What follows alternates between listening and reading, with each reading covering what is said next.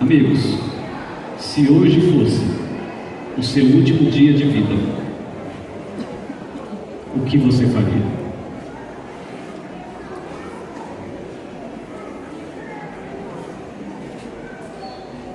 Se o anjo aparecesse para você esta noite e dissesse assim: hoje é o seu último dia de vida, o que você faria? Alguns diriam assim, alguns faziam o seguinte: pediria perdão a Deus por tudo que fez de errado, pelo pecado da semana, pelo pecado do dia, e tentaria colocar a vida em dia nos próximos minutos ou horas que ainda tem de vida. Outros ligaria para aquela segunda mulher e diria: olha, é o seguinte, eu não vou poder mais ficar com você porque eu tenho que resolver minha situação com Deus agora. Lamento, mas aquela vida dupla não vou poder mais levar. Outros já pensariam assim: amanhã eu não vou no emprego mais, não trabalho mais no sábado. Outros ligariam para um filho e pediria aquele perdão que nunca teve coragem de pedir. Outros rapidamente procurariam um pastor: pastor, por favor, me batize hoje. Outros ligariam para a esposa, ou correriam aos braços da esposa para dizer a ela: eu nesses últimos 10 anos nunca consegui dizer para você, mas eu te amo. O que você faria? Pense aí na sua mente, pense você agora, o que você faria se hoje fosse o seu último dia de vida? Eu pesquisei isso na internet e olha o que eu descobri quando pesquisei isso na internet. Por exemplo, eu encontrei um rapaz chamado Rodrigo e ele escreveu o seguinte: aproveitaria bem o dia ao lado das pessoas mais próximas, e se tivesse alguém que não falava há algum tempo, ligaria, pedir desculpas, me declarava a pessoa amada, falaria coisas que normalmente não temos coragem de falar. E depois ele escreveu ainda: não espere chegar o último dia, até porque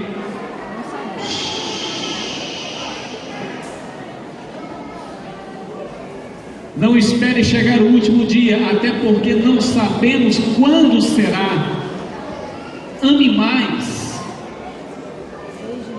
beije mais, abrace mais, discuta menos. Aline também escreveu: beijaria muito, diria eu te amo a todos os meus amigos.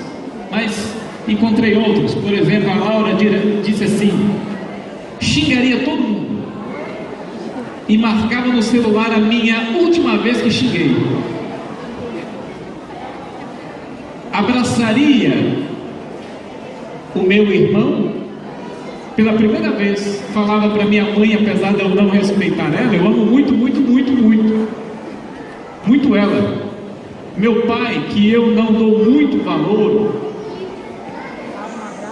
eu fazia o quê?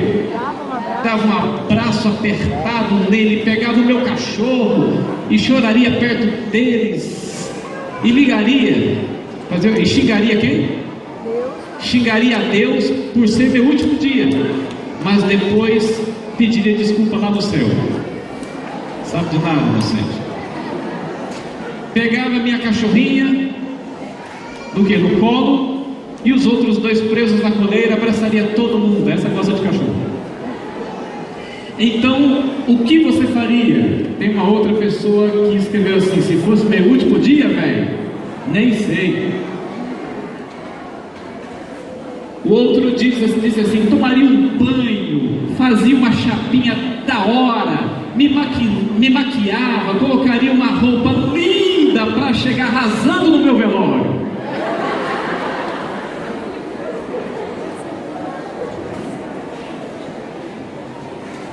Nós temos uma outra pessoa também que diz assim, ó, iria me lamentar e pedir piedade a Deus para Ele me dar mais uma chance. Olha que curioso, mais uma chance. Então é isso que todo mundo quer? Não é isso que todo mundo deseja, mais uma chance? A outra pessoa escreveu, falaria que amo todas as pessoas e que eu amo e que às vezes não digo. A outra disse, viveria. Esse camarada disse o seguinte, abraçaria minha mãe falando que mesmo no outro plano voltaria sempre para visitá-la, olha só, e tentar melhorar o possível que eu puder na vida dela e do meu pai. Ele, e claro, eu tive que riscar aqui porque não é nada agradável, mas eu gosto dele. O que? Ligaria para minha irmã que mora em Fortaleza e diria que sempre vou amá-la para toda a eternidade e seria uma honra reencarnar novamente com Vitor a ela. Até parece, né? Ela vai reencarnar assim no pó da terra, vai virar pó. Bom, amigos, a pergunta permanece: o que você faria se fosse o seu último dia? O que você faria? No carnaval do ano passado, um bloco carnavalesco de carnaval do Rio de Janeiro resolveu inovar. E sabem o que eles fizeram? O bloco de Padre Vila Miguel inova, e eles lançaram essa mesma pergunta para o público em um de seus carros alegóricos, dizendo, afirmando, perguntando: o que você faria se fosse o seu último dia de vida? O detalhe é que eles não fizeram apenas a pergunta, mas eles também deram a resposta. E sabe qual foi a resposta? A sugestão. Eu tive que tampar algumas coisas aqui. O que você faria se hoje fosse o seu último dia? E a proposta desse bloco era exatamente esse: viva, aproveite, sem regras, sem moral, sem lei, sem nada desse negócio de não pode, sem nada desse negócio de pecado. Divirta-se, a vida é curta, você tem que aproveitar, você precisa aproveitar, você precisa ser feliz nas suas ambições, nos seus desejos, nas suas satisfações. Amigos, é o diabo que faz isso. Se hoje fosse o seu último dia de vida, o que você faria? O diabo sugere, o mundo sugere, os desvalores dessa terra sugerem, o subjetivismo dessa terra sugere, o mal sugere. Como dizia uma frase, para aqueles que desejam suicídio, o diabo tem sempre uma corda próximo de você. Para aqueles que querem viver uma vida sem rumo, ele sempre tem um barco sem vela, sem remo, sem nada para você navegar. O mundo, amigo, querido, está dizendo para você: viva sem Deus. Em outras palavras é isso. O que você faria se fosse seu último dia de vida? O mundo e o diabo diz: viva sem Deus, continue vivendo do jeito que você está vivendo, continue vivendo uma vida inconsequente, continue vivendo longe da verdade, longe de Deus, longe de qualquer princípio celestial. Caia fora, viva a sua vida, seja feliz, libere-se. Não existe moral, não existe lei, não existe regras. É você quem define as suas regras, é você quem define as suas leis, é você quem define a sua moral. O que é verdade? A verdade é a que você pode construir, é a que você molda. Essa é a sua verdade. Então, divirta-se enquanto você está vivo. É isso que o mundo está dizendo para você, é isso que Satanás está desejando para você, para que você confine a sua existência a apenas numa história temporária, numa história com prazo de validade e nada mais. Sabe o que isso nos ensina? Olha aqui para mim. Ei, vocês que estão aqui bancada, olha aqui para mim. Vocês do fundo, olhem aqui para mim. Sabe o que isso nos ensina? Jesus falou que o mundo um dia seria desse jeito. Jesus, ele disse que o mundo passaria por esse tipo de coisa. Lembra o que diz lá em Lucas capítulo 17, verso 26, depois do verso 28? Jesus disse assim, que os dias finais da história humana seria como nos dias de quem? Seria como nos dias de Noé. Depois ele disse também da mesma maneira como aconteceu nos dias de quem? De Ló. Mas como eram os dias de Noé? Como eram os dias de Ló? Só que Jesus também disse, amigo, olha aqui para mim. Jesus também afirmou que quando o mundo, o planeta se tornar como nos dias de Noé e como nos dias de Ló, ele disse, assim será no dia em que o Filho do Homem se há de quê? Se há de manifestar. O que Jesus está querendo dizer para você essa noite é o seguinte: olha aqui, quer viver de qualquer jeito? Viva. Quer divertir-se com o pecado? Divirta-se. Você quer viver longe de Deus? É direito seu, amigo. Seja feliz, se é possível ser feliz. Você não quer viver uma vida sobre a moral, ou sobre lei, ou sobre regras? Viva sem regras, viva sem leis. Mas só que tem um detalhe: que alguém virá. Jesus virá para julgar as suas próprias regras, para julgar a moral que você construiu, para julgar as leis que você construiu, erigiu para você mesmo, para julgar a cultura desse mundo, para julgar a violência, a promiscuidade, a subversão desse mundo. Ele virá para julgar, amigo, as nossas escolhas, as suas escolhas, e as escolhas de um mundo impenitente, caído, decadente, profundamente mergulhado no pior do âmago do pecado. Observe, uma mensagem bem inspirada que retrata essa realidade. Neste tempo, no tempo do fim, de generalizada iniquidade. Sabe o que significa generalizada iniquidade? Significa que o mal, o pecado vai se tornar tão generalizado ao ponto de se tornar comum. O pecado vai ser tratado como verdade para a vida.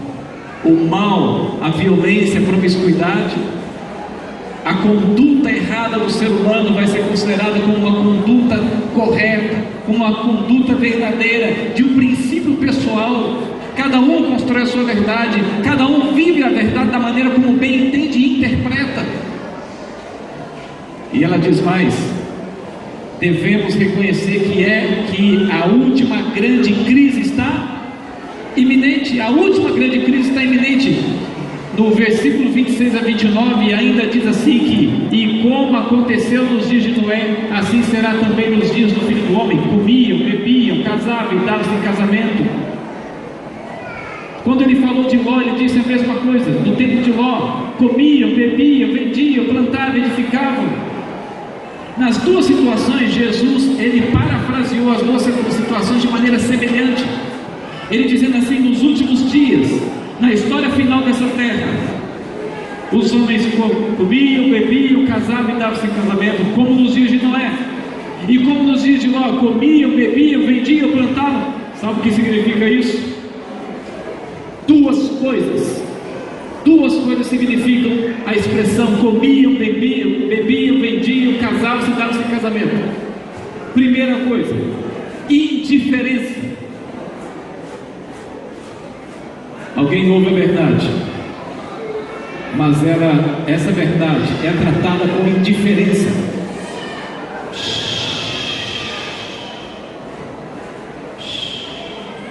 verdade brilha no coração de algumas pessoas, mas as pessoas tratam essa verdade com indiferença. Deus fala ao coração de algumas pessoas, mas as pessoas ignoram a voz de Deus e tratam a voz de Deus com indiferença. Quantas pessoas pelo mundo já não ouviram falar do juízo final, por exemplo? Se você sair no centro de São Luís e fazer uma pesquisa com a seguinte pergunta: você alguma vez já ouviu falar de final dos tempos, juízo final, da segunda vinda de Cristo, o acerto de contas? Todas, 100% das pessoas, elas vão dizer: de fato, eu já ouvi alguma coisa desse negócio aí. Se você for para qualquer país desse planeta e fizer essas perguntas, todos, 100% vão dizer: de fato, eu já ouvi falar de uma dessas coisas aí. Agora, se elas já ouviram falar, por que elas não dão atenção para isso? Porque elas não demonstram curiosidade para saber mais sobre essa situação? Porque, amigos, imagine um planeta todo dentro de um trem. Imagine um trem com muitos vagões e muita gente dentro desse trem. Então algumas pessoas começam a caminhar de vagão por vagão, e dentro desses vagões essas pessoas vão dizendo assim: gente, atenção, notícia urgente, mensagem importante, solene, quando esse trem parar na estação, desça todo mundo, porque lá na frente esse trem vai cair no precipício, vai explodir, vai morrer todo mundo que estiver dentro dele. Então na próxima estação, desçam, saiam desse trem. Aí sabe o que acontece? Algumas pessoas ouvem a mensagem lá dentro do trem e dizem assim: esse cara é um doido, é um fanático religioso, dá ouvido para ele não, isso é besteira. Outros ouvem a mensagem e dizem assim: é bem assim que ele está falando também não, é verdade, não é mais ou menos assim, não é bem assim. Outros ouvem a mensagem e ignoram plenamente, como se nada tivesse ouvido. Outros ouvem a mensagem e falam assim: é verdade mesmo, eu conheço isso, é verdade de fato, o que ele está falando é sério, é solene, mas não saem do trem, concordam, sabem que é verdade, mas não tomam decisão nenhuma. Então o trem para na estação, poucas pessoas descem e outras sobem, mesmo com a mensagem solene da destruição do trem, da queda do trem no precipício. Essa é a realidade do mundo, amigos. Essa é a realidade das pessoas da nossa geração, do nosso mundo atual. Ouvem falar da advertência, ouvem falar do fim do mundo, ouvem falar da segunda vinda de Jesus, ouvem falar de que haverá um acerto de contas. Eles ouvem, mas a maioria ignora, rejeita, se torna indiferente. E é possível que haja pessoas aqui essa noite que agem da mesma maneira. É possível que haja pessoas que estão aqui sentadas essa noite, talvez pensando e falando consigo mesmo assim: ele está falando para mim porque eu sempre agi desse jeito. Eu conheço a mensagem, conheço a verdade, mas nunca tive poder moral para tomar uma decisão ao lado da verdade. Sempre vivi minha vida na indiferença, sempre fiquei assim, retardando, adiando a minha decisão. É um exemplo disso. A segunda verdade que isso aqui ilustra: a expressão comiam, bebiam, casavam e davam-se casamento, além da indiferença humana diante da mensagem de advertência e do juízo de Deus. A segunda verdade que isso aqui ensina é a seguinte: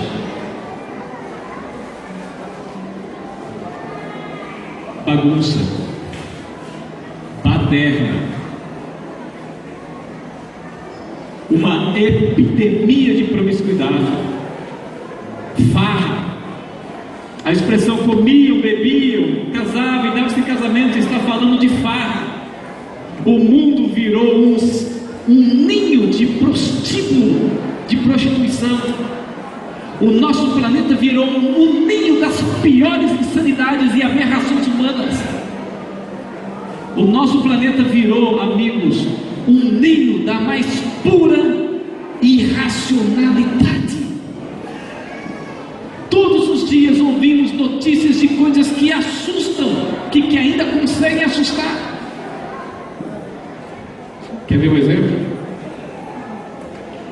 Um dia desses eu estava vendo o noticiário e apareceu a matéria de um homem que colocou uma propaganda na internet dizendo assim: eu gostaria de saber se alguém se tornaria voluntário para eu matar e comer a carne. Pasme, no site do indivíduo, mais de 20 mil pessoas se candidataram.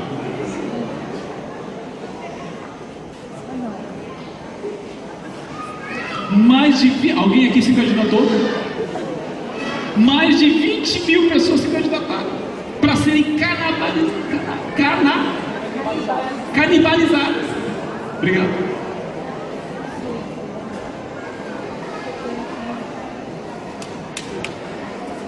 E o mundo religioso, como que virou? O que virou o mundo religioso? O mundo religioso que virou? Agora já existe até praia do nudismo gospel. Só faltou inventar o inferno gospel. Às vezes vem por aí. Tem tudo gospel hoje. Tudo que o mundo tem mundo gospel. Tudo tem. Amigos, que mundo é esse? Jesus preveu que uma epidemia de insanidade, de profundo irracionalismo, as piores perversões aconteceriam em nossa geração. E olha para o mundo atual. Você vê algo diferente disso? Mas o mais impressionante, sabe o que é? O mais impressionante é que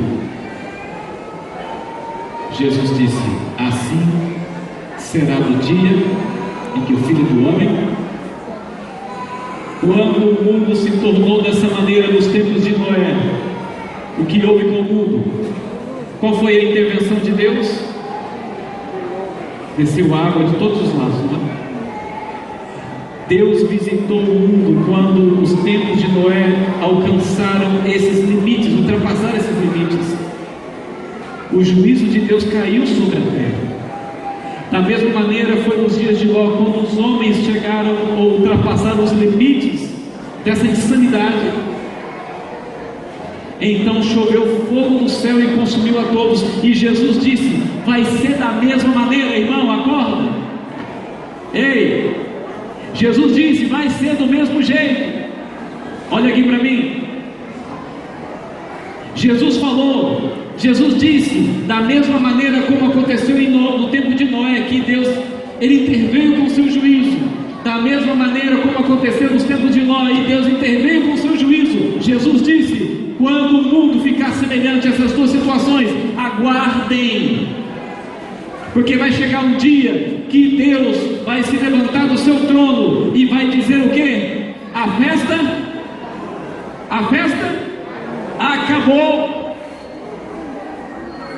Você já divertiu-se, você já nadou de braçada no pecado, você já correu o mais distante possível de Deus, longe de Deus. Você continua vivendo daquele jeito, daquela vida pacata, daquela vida mediana, ou daquela vida extravagante no mal, longe da verdade.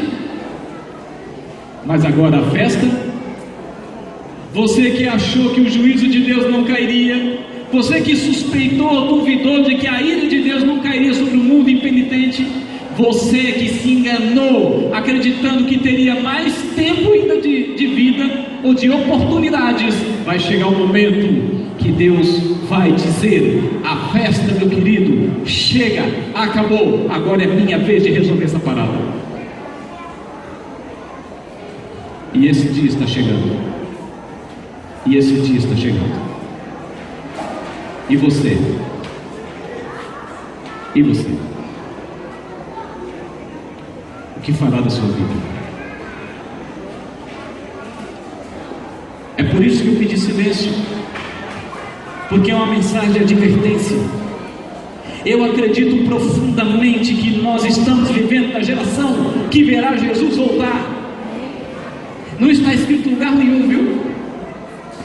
Mas eu acredito que nós estamos vivendo na geração que vai ver o Deus da glória retornar nas nuvens do céu.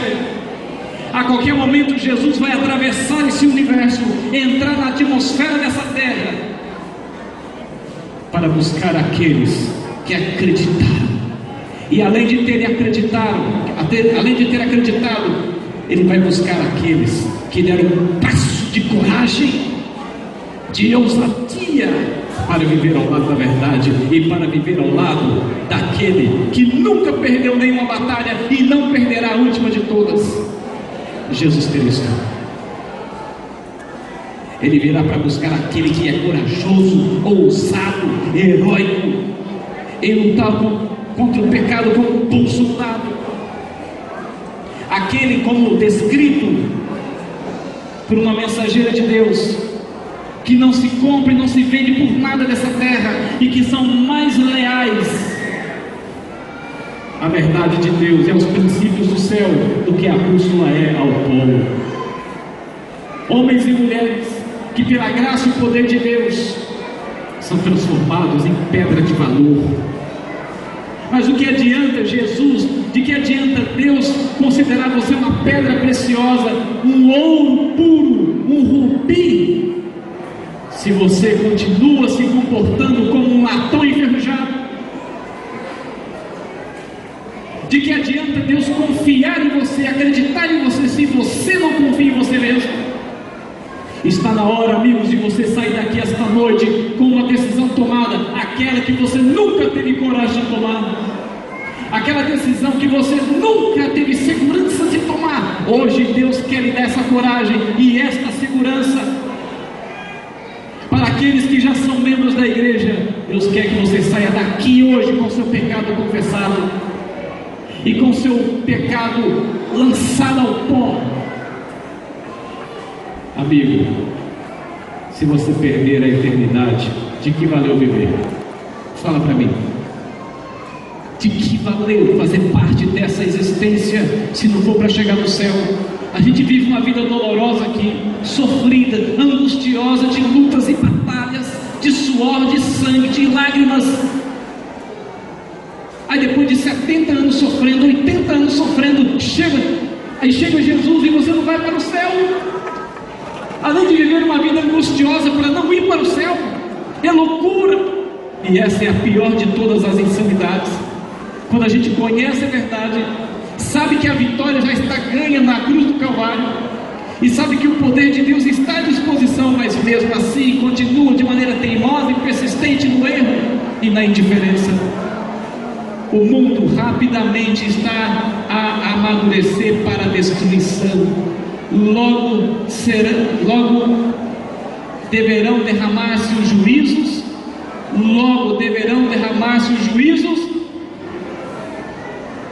de Deus, e pecado e pecadores serão consumidos.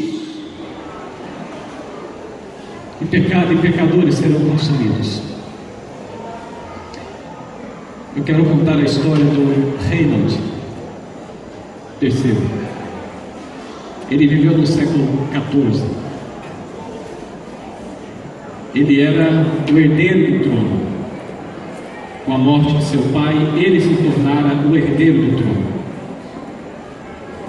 Mas o irmão dele, Edward, ambicionou o trono, desejou o trono, e estava disposto a qualquer coisa para ter o trono, que era do irmão Reinhold III.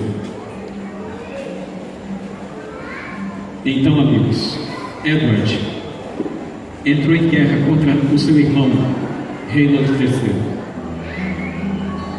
E nessa guerra, o Edward venceu a guerra. E sabe o que ele fez com o irmão? O que ele fez com o irmão? O que ele fez com o irmão? Não matou não. Sabe o que ele fez? O seu irmão era muito gordo, muito mesmo, exageradamente, bem obeso. ele pegou o irmão e construiu um quarto em torno do irmão. Só que a diferença é que, o detalhe é que o quarto tinha janelas sem janela e tinha portas sem porta. Então, se o irmão quisesse fugir pela janela ou pela porta, bom, ele podia, se ele fosse mais magro. Bom, aí você pode pensar assim, tá bem, mas aí Reinhold fez o seguinte: ele poderia fazer regime, emagrecer e sair, ficar livre, e não tinha nem soldados vigiando ele. Só que tem um detalhe: Edward conhecia bem o irmão, e sabe o que ele fez? Além disso, todos os dias ele mandava para dentro daquele quarto, daquele cômodo, muita comida, todos os dias muita comida, e deixava lá dentro. Reinhold tinha uma escolha a fazer. Ele podia escolher a liberdade. Se ele fizesse o jejum, se não comesse, ele emagreceria e sairia livre. Só que não foi isso que ele fez. Reinhold fez uma escolha. Ele escolheu ficar preso do que deixar a comida. Sabe quantos anos Reinhold ficou preso? Ainda comendo e cada vez mais gordo? 10 anos. 10 anos ele ficou escravo da sua própria escolha. 10 anos ele ficou escravizado pelas suas próprias decisões erradas. Escolheu uma vida de satisfação do que pela liberdade. Escolheu satisfação do que liberdade. 10 anos depois, o irmão dele, Edward, morre. E eles então vão lá e demolem as paredes e tiram Reinhold. Só que tem um detalhe: ele não viveu muito tempo. Morreu por ter comido tanto. Além de preso, morreu por ter comido tanto. Eu pergunto, essa noite, e você? Qual vai ser a sua escolha? Qual vai ser a sua decisão esta noite? A exemplo de Reinhold, você vai escolher a satisfação ao invés da liberdade em Cristo. Você vai escolher o seu mundo de fantasia, de faz de conta, ao invés de escolher a liberdade que Jesus oferece e para a eternidade.